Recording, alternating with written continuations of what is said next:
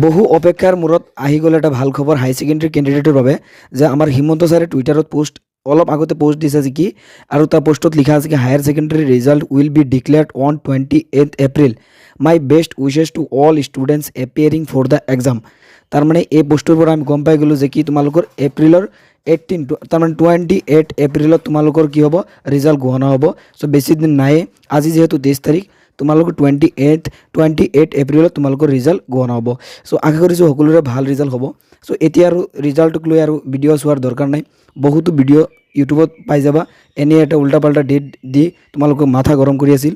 চ' এতিয়া তোমালোকৰ অৱশেষত যিহেতু আমাৰ হিমন্ত ছাৰে জনাই দিছেই যে কি তোমালোকৰ কি হ'ব 28 এপ্ৰিলত তোমালোকৰ ৰিজাল্ট দিব। চ' ইয়াৰ পৰা আমি গম পাই গ'লোঁ, আমি ক্লিয়াৰ হৈ গ'লোঁ যে 28 এপ্ৰিলত আমাৰ ৰিজাল্ট দিব হায়াৰ ছেকেণ্ডেৰী। চ' সকলোৰে আশা কৰিছোঁ সকলোৰে ৰিজাল্ট ভাল হ'ব।